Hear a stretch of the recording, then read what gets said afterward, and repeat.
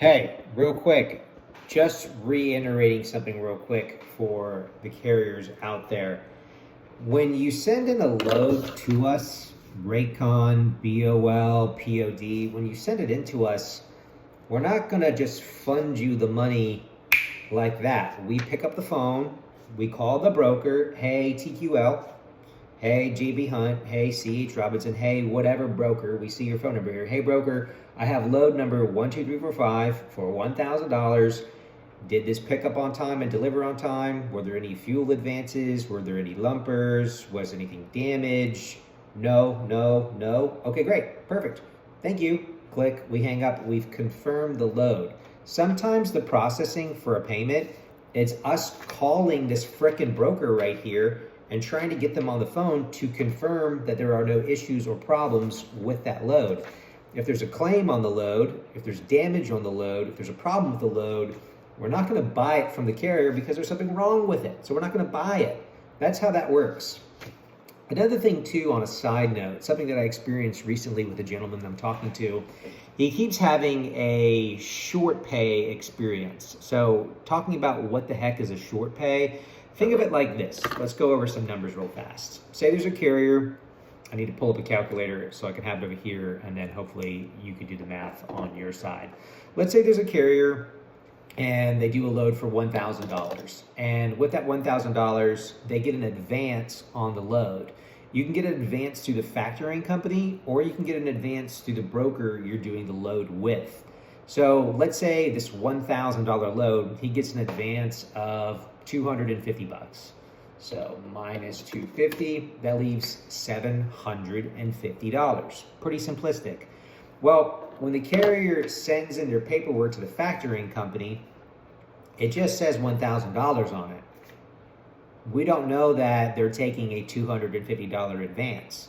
So we're just advancing the $1,000 to the carrier, not knowing that there was a $250 fuel advance. So with that, the carrier really thinks that we're factoring a load for $750 because 1,000 minus 250 equals 750. So the carrier thinks we're doing a load for 750, but if we can't get a hold of the broker and the carrier needs their money quickly, sometimes we'll bend the rules and we'll just advance it because the broker isn't confirming, answering the phone, all those details that we went over a moment ago. And sometimes we'll roll the dice. Sometimes it's a 50-50. And then we advance the $1,000 to the carrier. And then 45 days later, we find out, oh, damn it, this carrier did a $250 fuel advance, and the Raycon was really $750 and not $1,000 because the $250 was taken out as an advance from the broker, not through the factor. You can do fuel advances through the factoring company. Just give it to us. Give us the paperwork and say, hey, I'm setting in my paperwork for a $1,000 load. I'd like a $250 advance. I'd like a $400 advance out of the $1,000. And the factoring company will give it to you once you've picked up at the shipper and you have a copy of the bill of lading, what was loaded onto the truck, bill of lading, loaded onto the truck. And then we'll give you the rest of it once you get to the receiver and you give us a copy of the POD. We can do that, or you can do it through the brokerage that you're working with and they'll give you a fuel advance. Or an advance, they'll call it a fuel advance. Just say it's a 50% advance at the pickup and 50% delivery at the receiver. But with that said, if the carrier sends in a load to the factoring company and doesn't tell the factoring company, this is a $1,000 load, but factoring company, I did a $250 fuel advance, so this really isn't $1,000, it's really $750.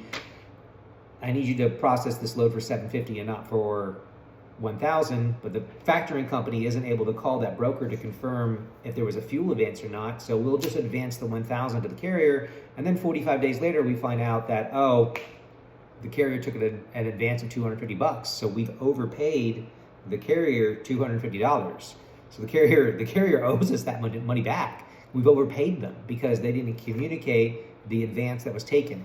So hopefully you understand the mechanic of that. Hopefully that's not too complex or annoying, but the more information I can give you, the better decisions that you can make and the more money you can make and be more successful. So that's what I'm doing. Subscribe, check out the next video. Bye.